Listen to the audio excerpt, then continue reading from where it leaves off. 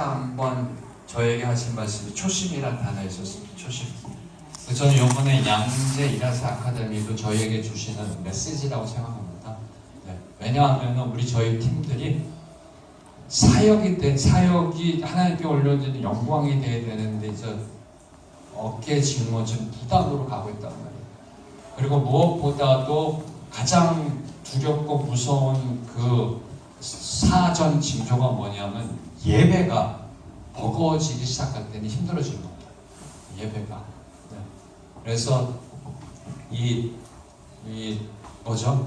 올 하반기에 들어오면서 다시 한번 초심으로 나아가야 되겠다. 초심. 그래서 우리 하나님께서 주신 3년 전의 초심. 그러면서 이제 주셨던 것이 신앙적 초심, 사명적 초심, 관계적 초심.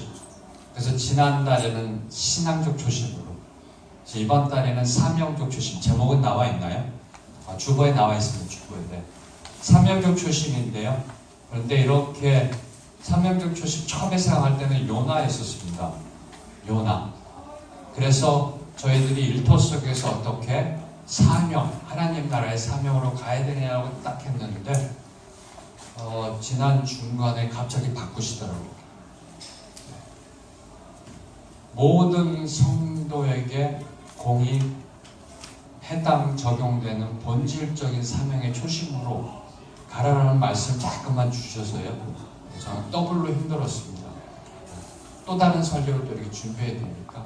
그래서 출애굽기 19장 1절에서 6절, 원래는 요나로 이제 사명의 초심. 요나는 사명을 이렇게 했다가 돌아오잖아요. 사명의 초심. 그쪽에서 여러분의 일터 속에서의 그쪽으로 이렇게 설교 말씀 드리려고 했는데, 오늘 말씀은 그 누구나에게도 공히 해당되는 사명적 초심의 본질.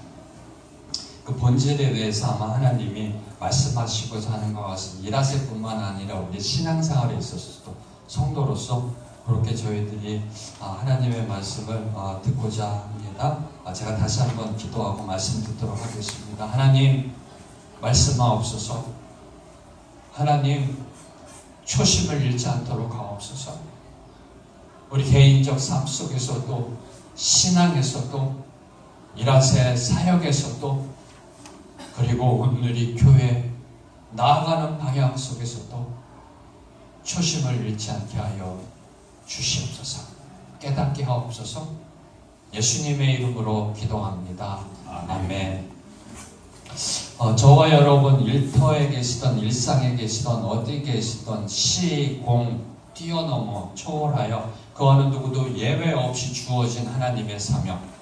바로 그 사명은 부활하신 예수님께서 승천하시기 전에 제자들에게 선포하신 지상대명령입니다. 그 누구도 예외 없는 사명. 사도행전 1장 8절에 보면 너희가 성령의 권능을 받으면 예루살렘으로부터 온 유다와 사마리아와 땅끝까지 이르러 내 증인이 되리라. 누구도 예외 없습니다. 일터에 있던, 일상에 있던 성령의 권능을 받으면 예루살렘, 온 유다, 사마리아 땅끝까지 나아가거라. 그런데 이런 사명을 주시면서 왜 예수님은 부활하시고 나서 제자들을 갈릴리로 오라고 하셨을까요? 예루살렘에서 총회를 열고 예루살렘에서 워크숍을 하고 컨퍼런스를 하고 세미나를 하지 않으시고 어떻게 예루살렘으로부터 땅끝까지 나가는가 전략적 컨퍼런스 이런 걸 안 하시고 예수님이 부활하시자마자 제자들로 하여금 오라고 한 곳은 갈릴리였다는 사실입니다. 갈릴리. 왜 갈릴리로 오라고 하셨을까? 제자들이 잊지 말아야 할 것. 그들의 초심은 바로 갈릴리였기 때문에 예수님을 만난 곳, 예수님의 사역을 본 곳, 배운 곳, 목회를 배운 곳, 말씀을 배운 곳, 그들의 비전을 본 곳, 그들의 인생의 트라이얼 앤 에러, 시행착오를 겪으면서 조금씩 신앙과 영성이 성장되어진 곳, 바로 그 갈릴리로 먼저 부르셨습니다. 예루살렘으로 나아가기 전에 준비되어질 것은 바로 초심이라는 겁니다. 초심. 갈릴리의 초심. 그래서 예수님은 제자들을 갈릴리로 부르셨던 겁니다. 바로 그래서 성경에서도 이 초심에 대해서 저희들에게 중요성을, 특별히 예수님도 제자들에게 초심을 잃지 마라. 예루살렘 가서 땅끝까지 나아가는 것 중요한데 이 초심을 잃지 마라. 갈릴리를 잊지 마라. 라고 제자들에게 보여주셨던 것입니다. 저와 여러분의 초심은 어디인가요? 특별히 사명적 초심은 과연 어디인가요? 여러분의 비전, 인생의 목표, 일터에서의 목표, 사명, 미션, 비전, 계획, 거기에 초심은 과연 무엇인가요? 제가 어렸을 때 가장 감명 깊게 들은 명언 중에 하나가 이겁니다. 제가 어렸을 때 되게 좋아했습니다. 그리고 늘 그렇게 살려고 했고요. 가장 높이 나는 새가 가장 멀리 본다. 네, 갈매기의 꿈, 리차드 바크가 쓴 갈매기의 꿈, 다 아시죠? 네, 가장 높이 나는 새가 가장 멀리 본다. 저는 어렸을 때부터 이 명언을 이렇게 되새기면서요, 늘 그렇게 되려고. 네. 그러면서 이제 한 해, 두 해 이렇게 되고, 뭐 4학년, 5학년, 6학년 이렇게 나이가 먹어가면서, 초등학생한테 나이가 먹어가는 게 이상합니다. 나이가 들어가면서 어느 날 문득 떠오른 게, 문득 떠오른 게, 암만 높이 올라가도 내가 볼 수 있는 시력에 한계가 있는 건 아닌가라는. 가장 높이 나는 새가 가장 멀리 본다? 근데 그때 시력은 1.1점 한계가 있고요. 등산을 가고 산에 올라가서 정상에 올라가서 볼 수 있는 내 시력에 한계가 있다는 것을 깨닫기 시작합니다. 어렸을 때는 가장 높이 나는 새가 가장 멀리 본다라는 그 명언을 갖고 살다가 갑자기 멀리 보는 한계가 있다. 한계가 있다. 인간에게는 시력의 한계가 있다. 사실 인간에게 있어서의 절대적 한계는 한 치 앞도 볼 수 없다라는 한계가 아닐런지요. 한 치 앞도 알 수 없는 한계. 그래서 저희들에게 필요한 것은 인간의 비전이 아니라 하나님의 비전이 필요한 겁니다. 한 치 앞도 모르는 인간의 비전이 아니라 영원, 그 모든 것을 알고 계시는 그분의 비전이 필요한 겁니다. 지금으로부터 4,000년 전에 하나님 나라의 비전을 품은 한 사람이 있었습니다. 아브라함입니다.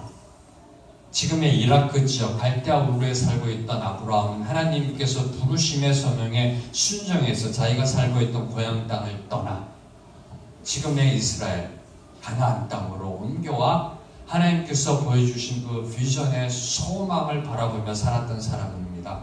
그래서 창세기 12장 이후부터 보면 하나님은 아브라함에게 복의 근원이 될 것과 그 자손의 창대함의 비전의 약속을 계속해서 말씀하십니다. 그러나 안타깝게도 이 약속, 이 비전은 아브라함의 생애 속에서 이루어지지 않았습니다. 아브라함이 죽고 나서 400년 뒤에, 정확하게 얘기하면 230년 뒤에 4대 만에 남자만 60만 명이 애굽을 나오면서 출애굽하면서 이 약속이 성취되어지기 시작합니다. 바로 이 오늘 말씀은 바로 그 출발점, 아브라함이 품었던 하나님 나라의 비전에 성취되는 그 출발점. 오늘 말씀을 보면 이제 이스라엘 백성을 하나님이 애굽에서 불러내시고 시내 광야에서 처음으로 그들과 언약을 맺으시면서 하나님 나라 백성으로서 지녀야 될 비전을 선포하고 있습니다. 오늘 말씀 3절과 6절 안 읽었군요. 말씀. 그죠? 그래서 오늘 말씀 읽도록 하겠습니다. 먼저.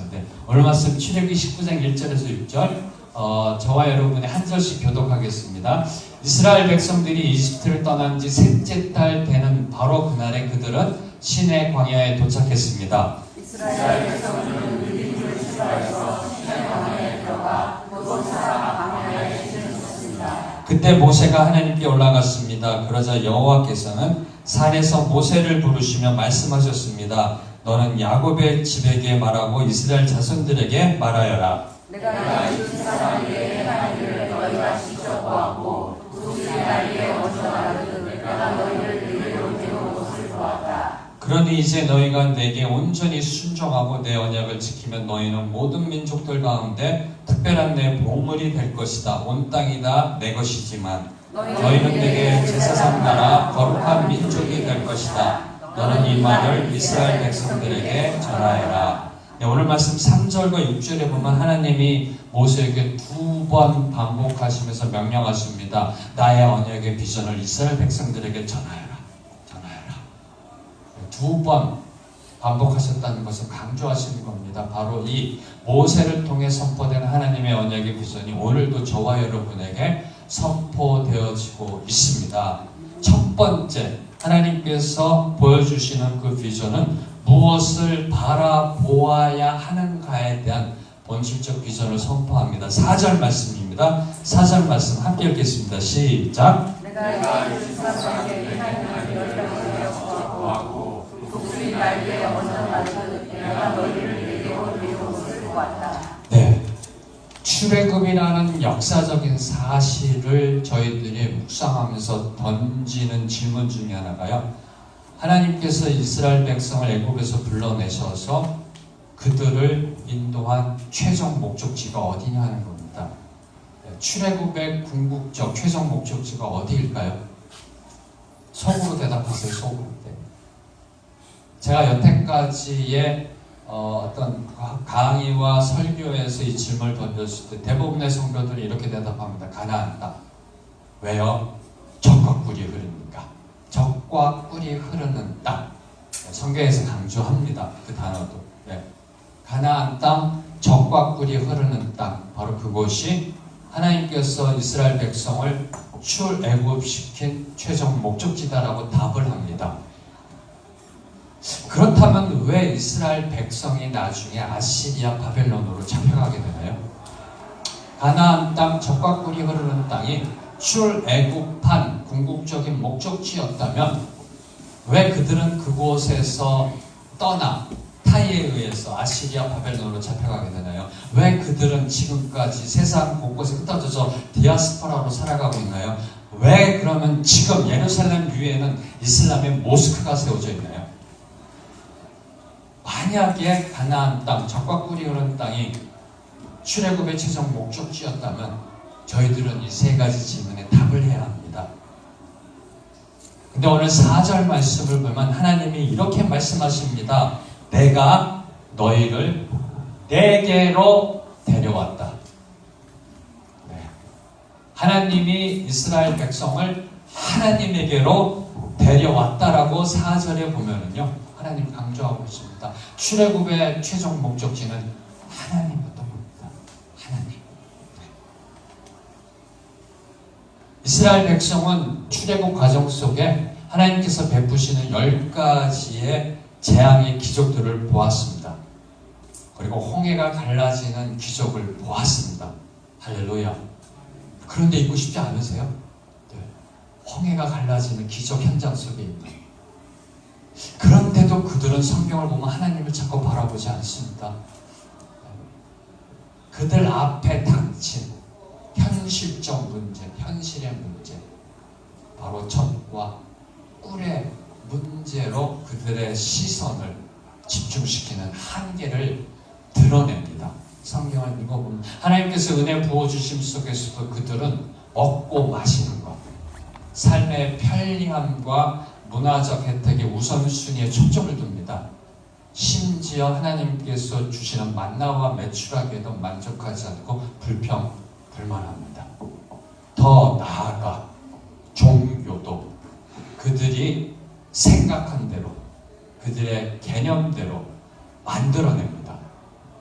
금송아지 사건. 바로 이 사건이 저희들에게 주고 있는 메시지는 그들은 신조차도 자기들이 만들어내고 신조차도 자기 자신들이 마음대로 조종하고 싶어하는 바로 인간의 교만의 극치를 드러낸 사건이라고 생각합니다. 하나님께서 보여주셨는데도 하나님을 찾고 바라보고 소망하지 않고요. 젖과 꿀을 바라보는 한계 속에 심지어 아예 종교까지 만들어내는, 하나님을 만들어내는, 짝퉁 하나님을 만들어내는 그런 교만한 사건을 일으킵니다. 바로 이 역사적인 사건, 저와 여러분이 잘 알고 있는 이 사건이 오늘 우리에게 또 도전적 질문을 던지고 있습니다. 사랑하는 성도 여러분, 왜 교회 다니세요? 왜 다니세요?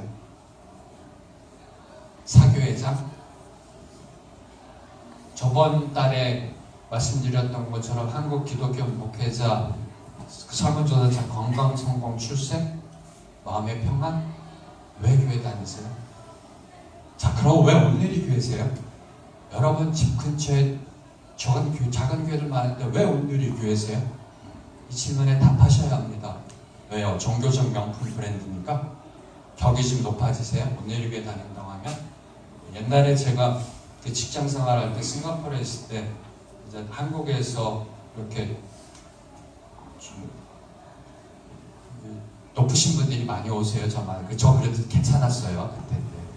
이게 뭐 재무부에서도 오시고 뭐 정부 청와대에서도 오시고 만나러 세계 경제나 이런 금융을 듣기 위해서 우리나라에 있는 금융기관의 CFO, CEO들이 몇 분이 모여서 오신 거예요.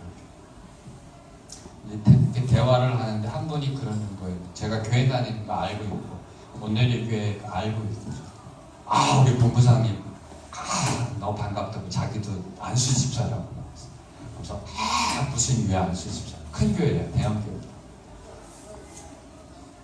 그리고 나서 회의하면서 끝나고 중간 쉬는 타임에 세상적인 이야기. 죄송해요. 일단 제가 다 말을 못해요. 네. 남자들이 모여있으니까 그 말씀하시는 것들. 네.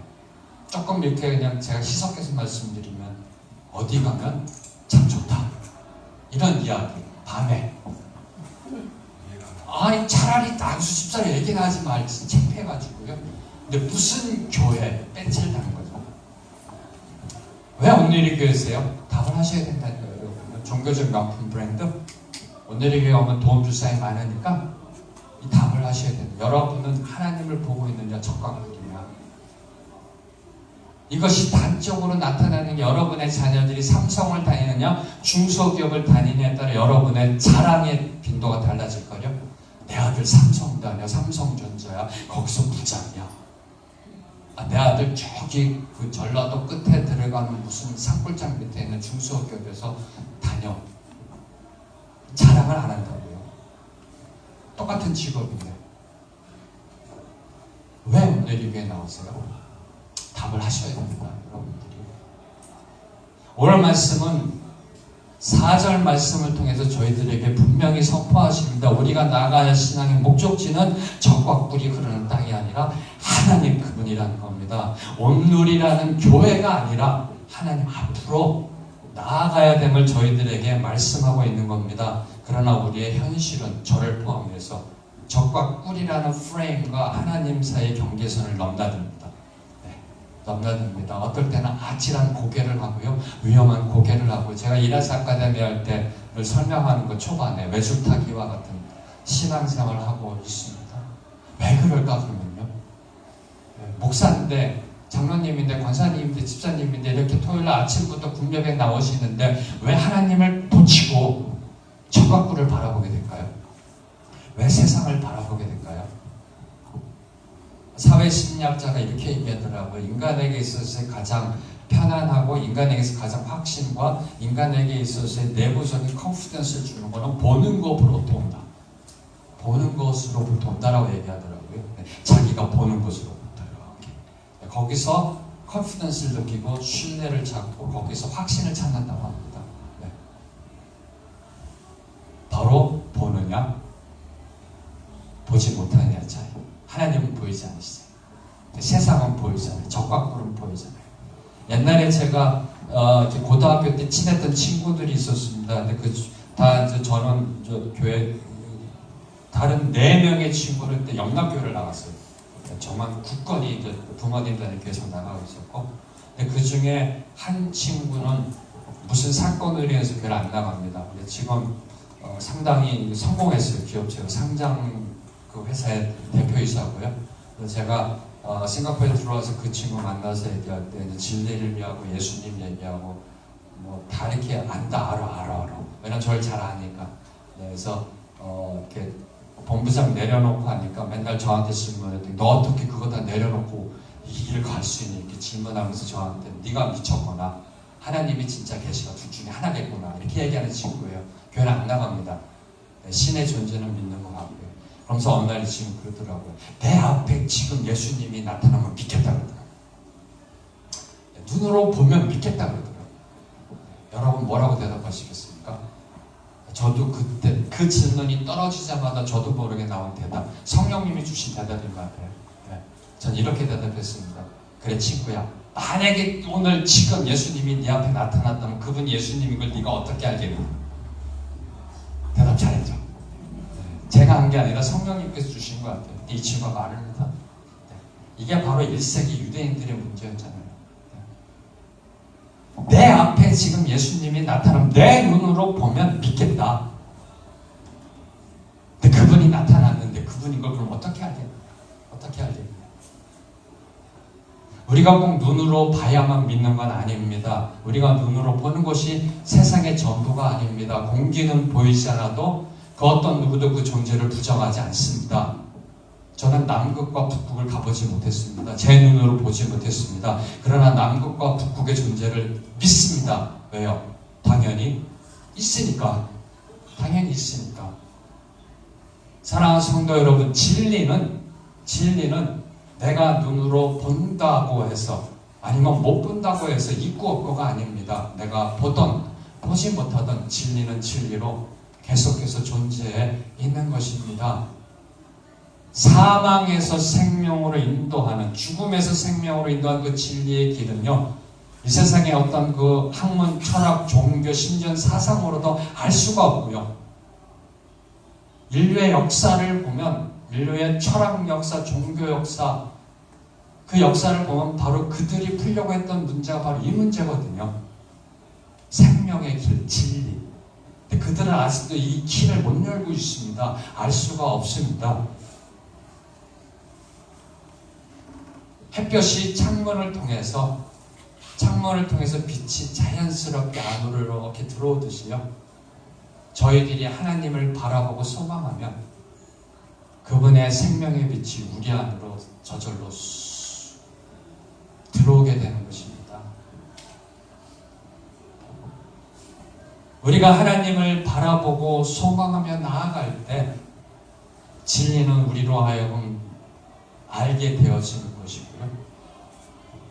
그분 앞으로 나아갈 때 무엇이 옳고 그름이 보여지게 되는 그런 지혜가 주어지는 줄로 믿습니다. 우리가 하나님 앞에 나아갈 때 하나님은 저와 여러분에게 4절에서 약속하십니다. 우리를 독수리 날개에 얹어 나르시겠다라고.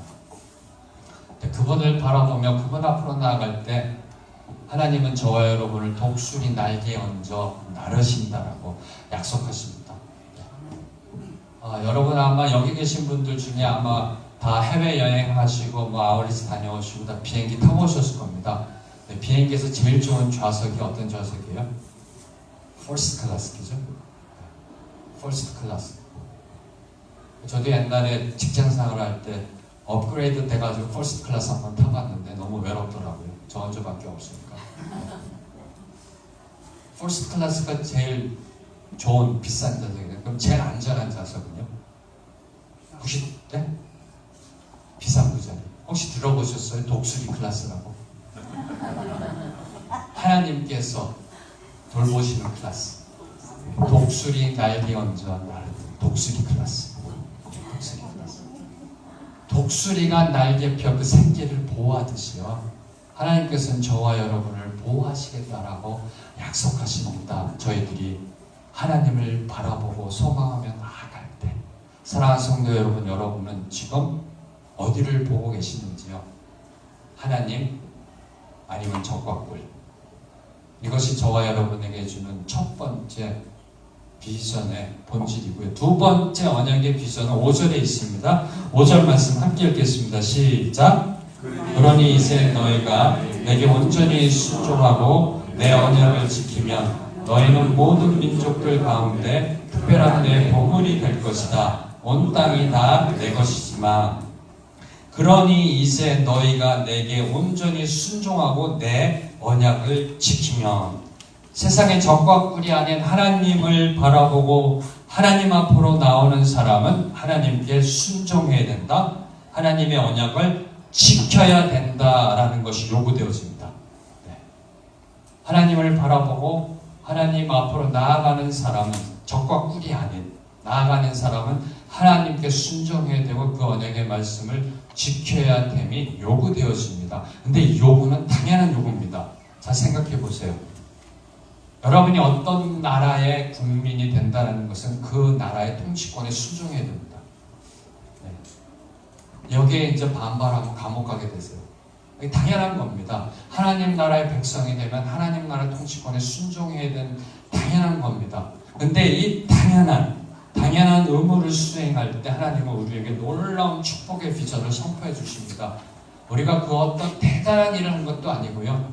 어떤 큰 공로를 하나님 나라에 이렇게 한 것도 아닌데 그냥 마땅히 해야 할 도리, 당연히 해야 할 의무를 했는데 거기에 하나님께서는 저와 여러분에게 놀라운 축복을 주세요. 바로 이것이 하나님 나라의 놀라운 신비의 은혜입니다.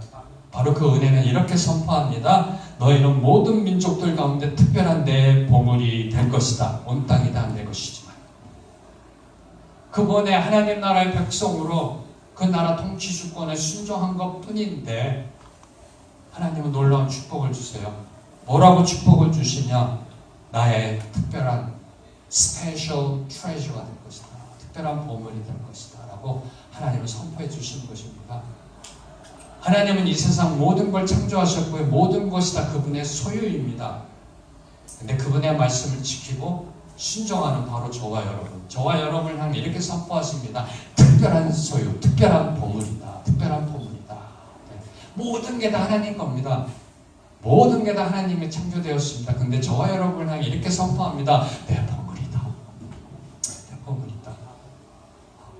별로 이렇게 얼굴 표정 보니까 별로 이렇게 감흥이 없으세요? 아니 하나님이 저와 여러분을 향해 보물이라고 선포해 주신다니까요. 다 그분 거라니까. 이 세상 다 그분 거예요. 여러분이 예를 들어서 이 세상이 다 여러분 거라 생각해 보세요. 뭘 테이크하시게 여러분의 제1호 보물로? 이 세상 모든 게 다 여러분 거라면? 뭐가 제일 좋아? 그럼 뭐라고 대답하시겠어요? 제1 롯데빌딩? 뭐예요? 여러분에게 가장 보물. 네? 그죠? 온누리 교회. 네. 하나님. 하나님은 이렇게 선포하시는 거예요. 다 하나님 거라니까 다. 근데 이렇게 얘기하세요. 여러분 한 분 한 분 향해 이렇게 선포하십니다. 나의 특별한 보물이다. 나의 특별한 보물이다. 뭘 하셨어요? 한 거 없어요.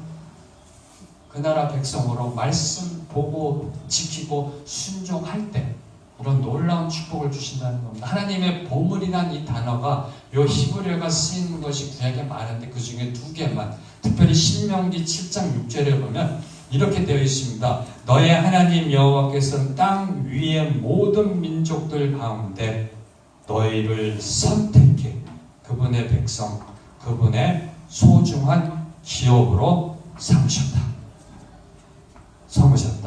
모든 민족들 중에 특별히 저와 여러분을 지명하여 부르시고 선택하셔서 그분의 특별한 기업으로 삼아 주셨다는 거예요. 하늘나라를 유업으로 주는. 조금씩 이 영적으로 흥분이 일어나셔도 얘기해요. 내가 뭐라고라는 반응이 나와야 돼요. 자격 없는데 내가 뭐라고? 나를 선택해서 하나님 나라를 유업으로 상속자로 이렇게. 이게 이 보물이라는 뜻이에요. 그리고 말라기 3장 17절에 보면 이렇게 되어 있습니다. 만군의 여호와께서 말씀하셨다. 그들은 내 소유다. 내가 행동할 그날에 그들은 특별한 내 소유가 될 것이다. 사람이 자기를 섬기는 아들을 아끼는 것처럼 내가 그들을 아낄 것이다. 하나님께서 그 아들 독생자 예수 그리스도를 아끼듯이 저와 여러분을 아끼는 특별한 소유라는 겁니다. 특별한 소유. 바로 이것이 오늘 말씀 5절 속에 되어 있는 보물이라는 겁니다. 보물이요. 그냥 무슨 다이아몬드, 무슨 사파이어 이런 게 아니에요. 이 보물이라는 히브리어가 주고 있는 것은 선택했다, 지명했다, 그분의 특별한 기업으로 삼으셨다. 그리고 그분의 소유가 되었다. 특별한 소유가 되었다. 특별한 소유가 되었다. 얼마나 감사한지요. 저는 이 말씀을 이렇게 묵상하면서 이런 결론을 내렸습니다. 하나님, 저 그럴 자격 없습니다. 자격 없습니다. 이 대답부터 나오더라고요. 이렇게요. 네. 아니, 이 표현 어떻게 되나요? 만약에 예를 들어서 세상에서 잘 나가는 사람, 존경받는 사람 누가 있나요? 옛날엔 대통령으로 예를 들 수 있었는데 요새는 트럼프 대통령 유엔 상무총장 별로 이렇게 또 레피테이션. 옛날에 그 예를 들면 됐는데 세상에서 유명한 사람, 정말 존경받는 사람이 갑자기 여러분한테 와서 Hey, my friend, 너는 내 친구야. 그럼 아마 여러분 뒤로 나빠지면서 감격할 거예요. 아니 그래요? 네? 아니, 트럼프가 왔어야 또 예를 들어서 여러분 보고 친구! 오랜만에 Hey, my buddy! 그러면은 옆에서 이러고 너 트럼프? 난리 날 거예요. 그죠? 사진 찍고 아마 집안에 걸어놓고 그렇게 할 겁니다. 그래서 아니 하영정 목사님 다시 이렇게 하나님 잠깐 시간 주셔서 내려왔으면은요 와가지고 저는 이제 한 목사님을 개인적으로 압니다. 87년부터 그걸 다 모르시는 분도 계실 거 아니에요. 근데 한 목사님 와가지고 그러고 오랜만에 목사님 막 이러고 나를 아시나? 너무 좋지 않으세요? 여보 빨리 사진 찍어 사진 찍어. 한 목사님 같이 그냥 붙잡아놓고 사진 찍어 걸어놓고 안 그러세요? 안 그러실 거예요? 무슨 예를 들어야 이 격한 공간을 오십니까? 그런데 하나님이 이렇게 얘기해서 내 특별한 소유라고 지명하에 불렀다고 손바닥에 새겨놨다고 얼마나 감사해요. 얼마나 감사해요. 얼마나 감사합니다. 옆에 계신 분을 보고 한번 이렇게 쳐다보세요. 이렇게 고백하겠습니다. 당신은 하나님의 특별한 보물이십니다.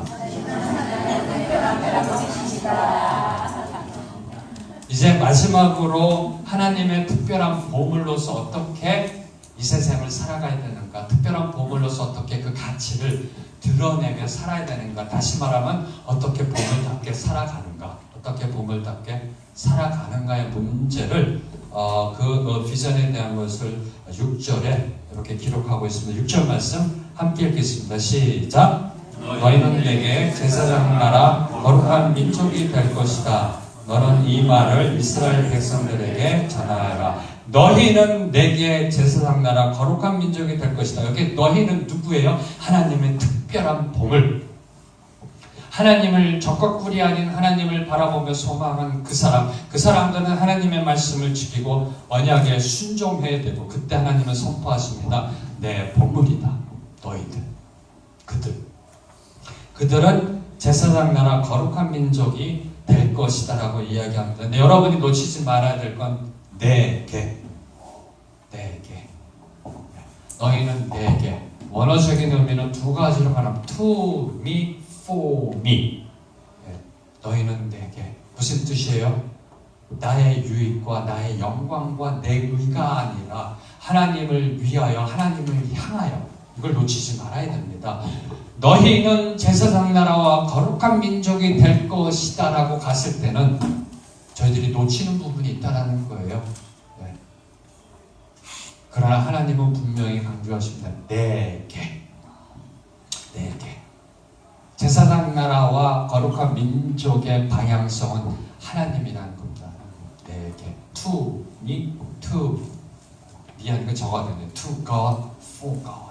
그분의 영광을 위하여, 그분을 향하여 제사장 나라 거룩한 민족이 되어야 함을 이야기합니다. 제사장 나라 거룩한 민족, 바로 이것이 하나님 나라 백성으로서 지녀야 될 본질적 정체성입니다. 제사장 나라는 사명적 비전이에요. 사명적 비전. 거룩한 민족은 성품적 또는 신분적 비전입니다. 사명적 비전과 성품 또는 신분적 비전을 지금 하나님은 함께 주시고 있는 겁니까? 즉, what I am, 그 다음에 who I am. What I am이 제사장 나라, who I am이 바로 거룩한 민족.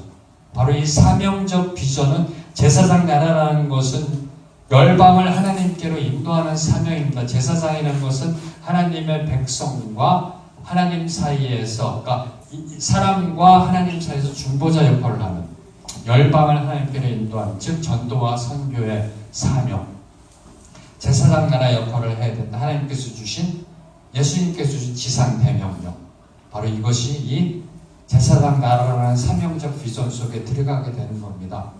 그리고 이 성품적 비전, 거룩한 민족, 거룩한 민족이라는 것은 신약 성경에서는 이 거룩한 민족을 두 글자, 한 단어로 사용되옵니다. 그게 바로 성도, 성도, 거룩한 민족, 성도. 영어로 얘기하면 saint, 거룩한 민족이 될 것이다. 그래서 거룩이라는 것은 단순히 도덕적, 윤리적 거룩함이 아니에요. 정결함이 아니에요. 깨끗함이 아닙니다. 바로 하나님을 향한, 하나님에 의해 구별되어지는 삶을 사는 것입니다. 무슨 뜻이냐? 아, 참 저 사람 법 없이도 살 수 있어. 참 윤리적으로 깨끗한 차원을 뛰어넘어 아, 저 사람을 보면 뭔가 모르게 이상해. 하나님이 느껴지고 그리스도가 증거되고 이런 고백들을 받아야 된다는 겁니다. 그래서 이 거룩이란 단어는요, 단순히 세상과 구별된 논리적, 윤리적 깨끗함을 이야기하는 게 아니에요.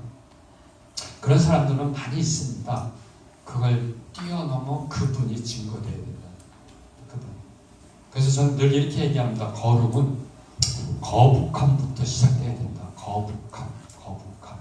거룩은 거북합니다. 구별되어지려고 하면은 거북합니다.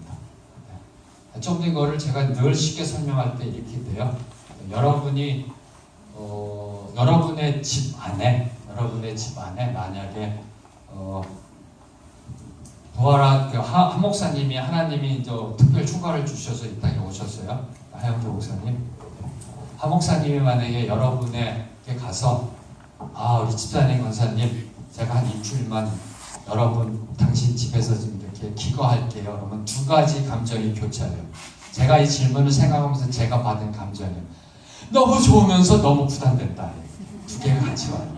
너무 좋잖아요. 그분의 말씀을 듣고 머리 디리미러 안수기도 받고 또 옛날 얘기하면서 그때 목사님 그때 그러셨고 그랬는데 뭐 이런 얘기 저런 얘기하면서 또 성경 얘기하다가 그때 목사님 밤에 예수님이 왜 배 안 타고 걸어가셨다고 할 때 그걸 이렇게 딱 통쾌하게 설교할 때 터뜨리셨을까? 어떻게 묵상들 이런 것도 한번 물어보고 막 하면서요. 또 기도해 주세요. 우리 애들입니다. 기도해 주세요. 근데 또 부담스러워요. 그분이 거실에 딱 중간에 앉아서 온화한 미소로 안경을 딱 보여주시고 성경을 읽고 있으면 여러분이 하던 대로 삶을 못 살아요. 안 그러겠어요? 네. 여보, 식사하세요. 아, 그래요? 고마워요. 이렇게 되지? 밥 먹어! 이건 못해요. 못합니다. 야, 너는 또 이렇게 늦게 들어와. 너는 말이야, 공부는 안 하고 말이야. 너 도서관 갔다 왔어? 못해요. 누가 계십니까? 한 목사님 계십니까? 이제 왔니? 늦었구나. 공부는 했니? 그럼 아이가 그러잖아요. 엄마 왜 이래 오늘? 거북하잖아요. 근데 한 목사님이 감히 고개도 못 드는 그분, 한 목사님이 그분의 발꿈치도 가까이 갈 수 없는 그분이 우리 안에 계시잖아요. 따라하겠습니다. 그리스도께서 내 안에 계십니다. 믿으세요? 아멘. 그리스도가 내 안에 계시면 어떻게 될까요? 더 거북하지. 한 목사님이 감히 고개도 못 드는 그분이 계신데요. 더 거북해야 되는 거 아니에요? 그죠? 그래서 거룩은 거북부터 시작해요. 거북해야 돼요. 그래서 내가 옛날 살던 방식도 사는 게 아니에요. 달라져요. 달라집니다. 그러면서 이 거북함이 자연스러워지는 게 거룩입니다. 이 거북함이 자연스러워지는 게 바로 이러한 삶, 바로 이러한 거룩한 민족이 되는 성품적 비전을 얘기해야 되는데, 여기서 저희들이 놓치지 말아야 될 것, 제사장 직분, 즉 사명적 비전과 거룩한 민족, 거룩한 삶은 별개의 다른 사명이 아니라는 거예요. 제사장 나라, 거룩한 민족, 사명적 비전과 성품적 비전은 별개의 다른 사명이 아니라 서로 연결된 하나의 하나님의 명령이라는 겁니다. 세상을 향해 제사장 역할을 감당하려면 먼저 거룩한 삶을 살아야 돼요. 다시 말하면 거룩한 삶이 바로 제사장의 영향력이라는 겁니다. 저희 성도로서 세상을 전도하고 선교해서 하나님께로 이끄는 삶의 원동력은 바로 거룩합니다. 나의 삶의 거룩함이라는 겁니다. 오늘날 저희들이 세상에서 가장 많이 듣는 것이 너나 잘해, 교회나 잘해입니다. 바로 이 부분, 본질적인 문제. 그래서 저는 늘 요한복음 13장 34절과 35절에 보면은요, 예수님이 세상을 떠나시기 바로 전날 유언설교입니다. 13장 17장은 이렇게 말씀하시죠. 내가 너희에게 새 계명을 주노라. 너희가 서로 뭐라고요? 사랑하라. 내가 너희를 사랑한 것 같이 서로 사랑하라. 누구에게 지금 명령하고 계세요? 제자들에게. 이걸 놓치시면 안 돼요. 제자들에게. 오늘날로 얘기하면 교회 우리들에게 지금 얼마나 사랑을 안 합니까? 제자들에게 명령하십니다. 우리들에게 명령하십니다. 서로 사랑하라, 사랑하라, 사랑하라. 내가 너희를 위해 목숨 내놓고 사랑한 것처럼 올인하는, 희생하는, 내려놓는 사랑을 하라. 35절. 그럴 때 세상이 너희가 나의 참 제자인 줄 알리라. 무슨 뜻이에요? 우리가 우리 안에서 사랑을 베푸는 거룩한 삶을 살 때, 우리끼리 살 때 세상이 예수님을 알게 되면, 사실 이게 전도에 있어서의 본질입니다. 전도는 사형리 들고 나아가서 전하는 게 본질이 아니에요. 그거는 방법이고 전략이지. 요한복음 13장 34절과 35절. 우리가 먼저 사랑할 때, 성경에서 이야기한 거룩한 삶을 살 때, 그때 세상은 교회가 유일한 소망이고 예수 그리스도의 십자가는 진리임을 알게 된다라는 거. 이것이 바로 이라세의 본질입니다. 이것이 바로 이라세가 나아가는 목표예요. 왜요? 우리가 그런 삶을 살 때, 그냥 그 삶을 갖고 일터에서 그렇게 살 때 세상이 그걸 알게 된다는 겁니다. 그래서 그걸 잘 보여준 사람이 성경적 인물이 다니엘이잖아요. 다니엘. 늘 일터에서 일상에서 예배자의 삶을 살았어요. 그냥요. 다니엘은 사형리 들고 다닌 적도 없어요. 다니엘은 기적을 베푼 적도 없습니다. 그냥 하나님의 거룩한 백성으로 거룩한 삶을 살았어요. 그 자리에서 목에 칼이 들어와도 살았어요. 전에 하던 대로 기도하고 감사하며 살았어요. 이걸 보아온 다리오 왕이 고백하잖아요. 살아계신 너의 하나님이 너를 구원했느냐. 네. 바로 이걸 얘기하는 게 요한복음 13장 34절 35절입니다. 바로 이걸 얘기하는 것이에요. 지금 하나님은 제사장 나라 거룩한 민족이라는 것을 하나로 보셔야 된다는 거예요. 따로 보시면 안 된다는 겁니다. 제사장의 역할을 하기 위해서는 거룩함이 있어야 된다는 거예요. 거룩함이 있으면 제사장의 역할은 따라온다는 겁니다. 우리가 일터에서 일상에서 거룩함으로 나아갈 때 여러분의 삶을 보고 있는 그 누군가가 복음 앞으로 인도되어질 줄로 믿습니다. 특별히 21세기 포스트 모던 시대에서 꼭 필요한 전도의 본질이에요. 선교의 본질이에요. 우리 사명의 본질인 것입니다. 그래서 오늘 여러분 얼마나 거룩한 삶을 살고 있습니까? 한번 여러분에게 질문해 보시고요. 여러분의 일터 속에서 여러분의 삶은 얼마만큼 하나님의 나라를 증거하고 있는지요. 사랑하는 성도 여러분, 오늘 말씀을 이제 결론 맺고자 합니다. 신의 광야에서 하나님이 이스라엘에게 주신 이 비전은 하나님 나라를 세워가는 데 있어서 기초가 되는 비전입니다. 그 누구도 예외 없이 적용되어지는 비전입니다. 다시 말하면 하나님 나라의 건국 이념입니다. 그래서 시간과 공간을 뛰어넘어 그 누구에게, 오늘 바로 저와 여러분에게, 오늘 이 교회 이라세 사역에도 동일하게 명령되어지는 비전입니다. 저와 여러분의 사명의 출발점입니다. 저와 여러분의 이 땅을 살아가면서 하나님 나라 백성으로 하나님 나라 세워가는 그 사명에 있어서의 출발점이 되는 것이 바로 오늘 출애굽기 19장 1절에서 6절 하나님이 그 공동체를 세우면서 이스라엘을 세우면서 첫 번째 선포하셨던 이 언약의 비전. 첫 번째는 적과 꿀이 아닌 하나님만을 바라보며 소망하며 나아가라는 비전이고, 두 번째는 그 하나님께 순종하며 그 언약의 말씀을 지키라는 겁니다. 당연한 걸 요구하고 계세요. 그리고 세 번째는 세상과 구별된 거룩한 삶을 살아감으로 제사장 직분을 감당하라. 바로 이것이 저와 여러분에게 주시는 공통된 보편 일반적인 사명적 초심이라는 겁니다. 바로 이스라엘 백성에게 처음으로 주셨던 이 비전. 근데 오늘 말씀을 보면 마지막으로 이 말씀을 선포하고 계시는 것이 바로 구약의 오순절이라는 겁니다. 지금 이 타이밍이 오순절입니다.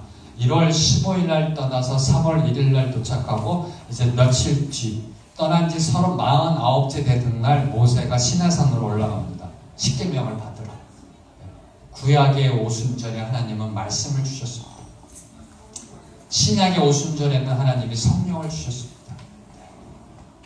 그래서 모 가수가 옛날에 이런 말을 했더라고요.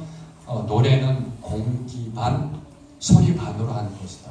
한동안 저도 그걸 못 들었는데 청년들한테 이 얘기를 이렇게 들었었어 한번요. 들어본 적 계세요? 공기 반, 소리 반으로 노래하는 것이다. 무슨 의미인지 잘 모르겠는데요. 저는 이거 오늘 설교를 준비 그 생각이 났어요. 저희들의 신앙생활이 성령 반, 말씀 반. 왜요?